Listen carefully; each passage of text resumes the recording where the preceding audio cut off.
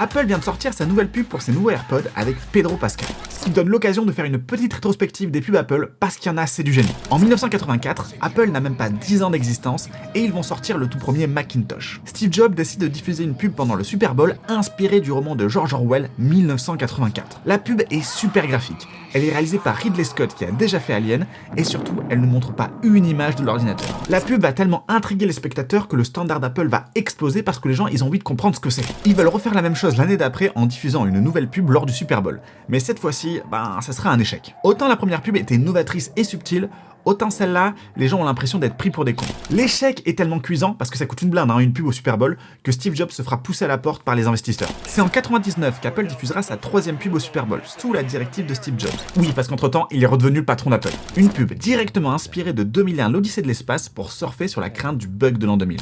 Et dans les années 2000, ils vont partir sur une campagne très colorée. Notamment avec une série de pubs très marquantes pour les iPods. En 2004, Apple sort l'iMac G4 et fait une pub directement inspirée de la lampe de Pixar. Oui, parce que Steve Jobs était aussi à l'origine de la création de Pixar. Voilà, j'ai déjà fait une vidéo dessus si jamais ça vous intéresse. En 2006, ils vont faire appel à une agence de pub qui va sortir un concept simple. Des petits sketchs entre deux personnes qui représentent la lutte entre les PC et les Mac. Ils feront plus de 60 épisodes en 3 ans. Les années suivantes, les pubs vont plutôt se concentrer à montrer les produits, que ce soit les ordinateurs, les téléphones ou les iPads. Mais c'est avec la sortie du HomePod qu'Apple va faire de nouveau appel à un grand réalisateur, Spike Jonze, le réalisateur de Air. Il va réaliser pour eux une publicité très poétique avec une danseuse qui agrandit son appartement grâce à la musique et à la danse. Et c'est encore Spike Jonze qui va réaliser cette publicité avec Pedro Pascal, toujours très poétique. Et vous, cette pub Apple, qu'est-ce que vous en pensez ?